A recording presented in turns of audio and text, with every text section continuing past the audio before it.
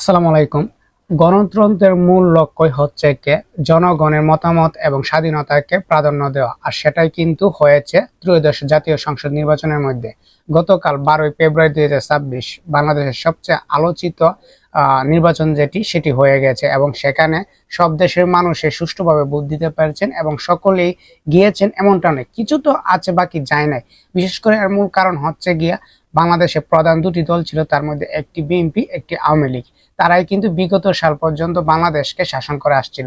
কিন্তু বর্তমান সময়ে যে কোনো দুর্ঘটনার কারণে বা বিগত সালে কর্মকাণ্ডের কারণে আওয়ামী লীগ নিষিদ্ধ থাকার কারণে কিন্তু তারা অংশগ্রহণ করতে পারে না।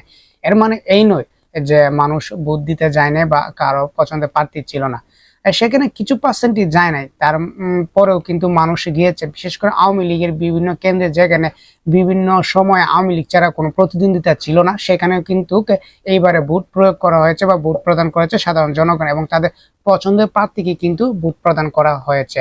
আর বাংলাদেশের সবচেয়ে আলোচিত যে কয়টা সিট ছিল, বিশেষ করে যারা নতুন প্রজন্ম নির্বাচনে করেছেন এবং পার্লামেন্টে যাওয়ার জন্য সিট পেয়েছেন, তার মধ্যে সবচেয়ে আলোচিত বা বলা যায় সেটা হচ্ছে কুমিল্লা 4 অর্থাৎ দেবিদ্বারে, যেখানে আলোচিত ছিল হাসনাত আব্দুল্লাহ।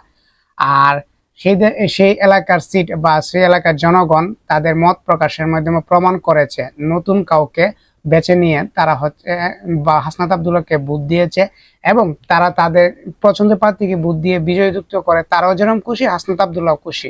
কিন্তু এখন দেখার পালা, তারা যেরকম, তার এলাকার জনগণ যেরকম হাসনাত আব্দুল্লাহকে ভালোবেসে বিজয়ী করেছে, তারা যেরকম নিজের পকেট থেকে দেখছি অনেক সময় টাকা দিয়ে খরচ করে কিন্তু হাসনাত আব্দুল্লাহর জন্য কাজ করেছে।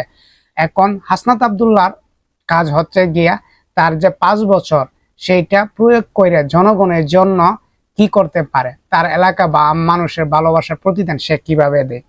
ধন্যবাদ।